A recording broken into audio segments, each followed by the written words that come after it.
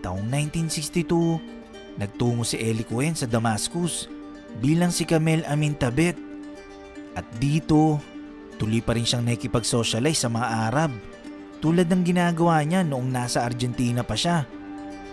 Naglalaan talaga siya ng oras sa pakikisama sa mga Arab at nakikinig ito sa mga chismis pagdating sa usaping pampolitika ng Syria.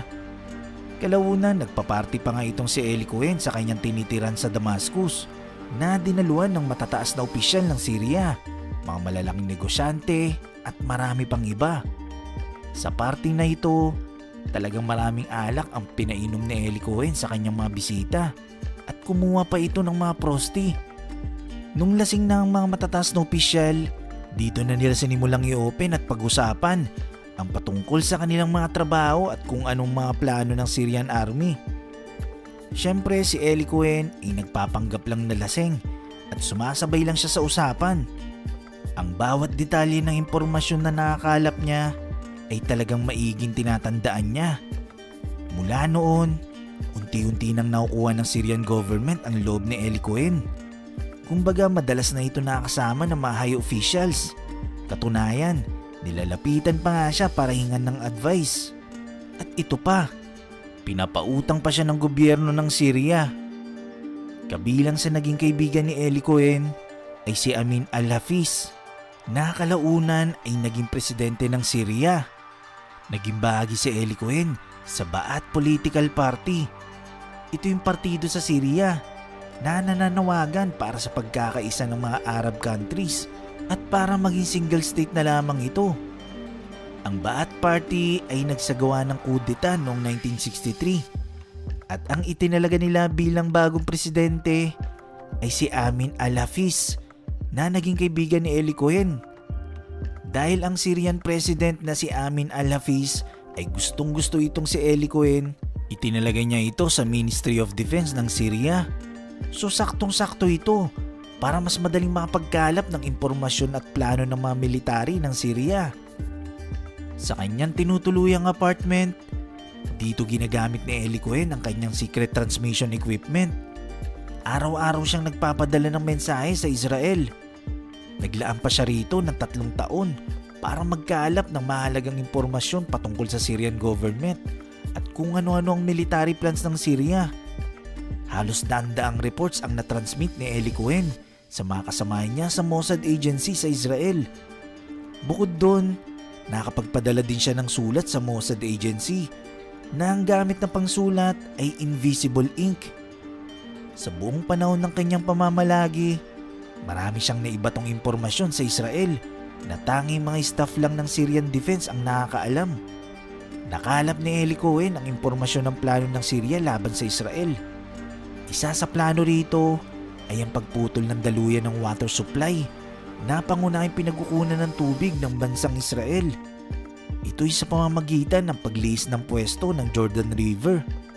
Ibig sabihin, uhukay sila ng panibagong lagusang paliko at tatabunan ng existing na lagusan ng Jordan River.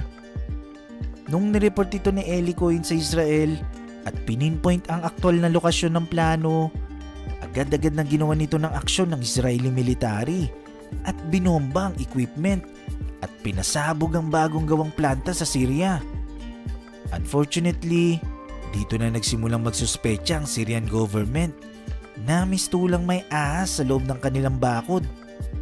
Sa loob ng taong 1962 hanggang 1964, nagawa pa ni Eli Cohen na makabalik sa Israel ng 3 beses para makita ang kanyang asawa at mga anak.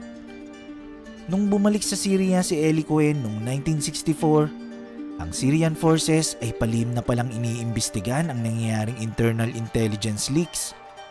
Noong January 1965, gamit ang bagong tracking equipment ng Soviet Union, dito natuklasan at nalocate ng Syrian forces ang illegal transmissions at natrace nila na ito ay nagmumula sa tinitiran ni Eli Cohen.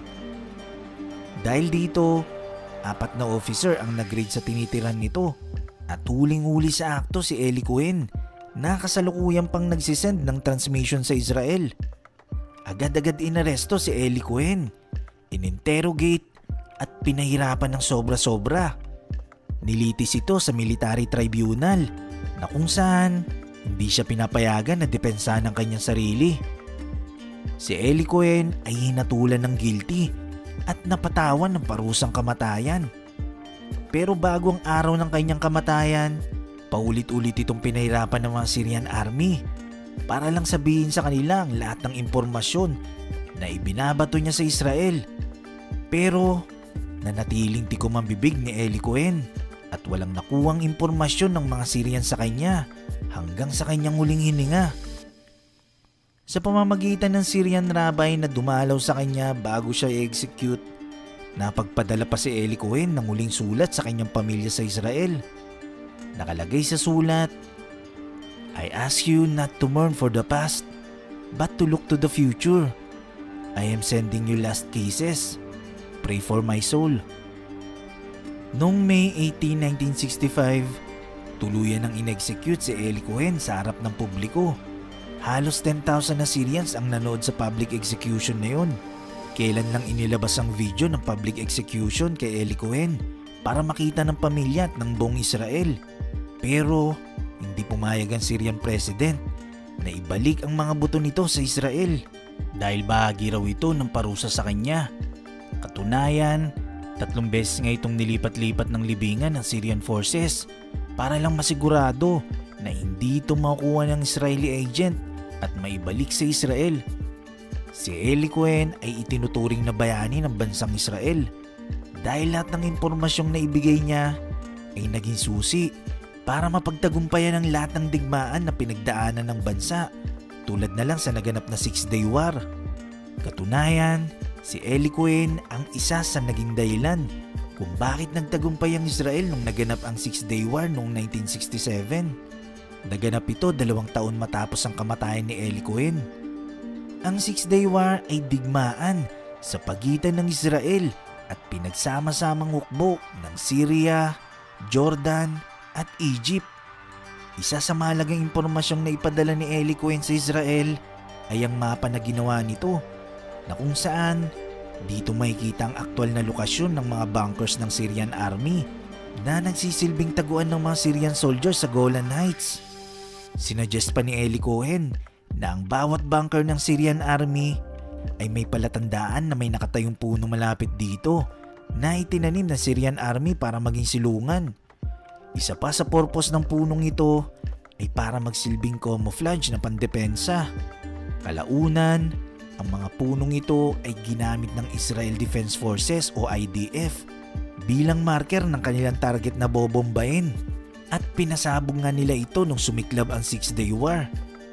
Ito ang dahilan kaya't nakuha ng Israel ang Golan Heights mula sa kamay ng Syria. Ito ang ginawang counterattack ng Israel laban sa plano ng Syria. Iba pa ang istorya sa Jordan at Egypt kung paano nila ito natalo, na meron din kanya-kanyang espiyang itinalaga ang Israel. Kaya malaking ambag ang lahat ng impormasyong ibinigay ni Eli Cohen sa Israel para masakop nito ang Golan Heights. Hindi lang ito naging mahalaga sa pandepensa sa Northern Israel, kundi dahil nandito rin ang 30% ng source ng water supply ng bansa na plano rin sanang isabotahin ng Syria.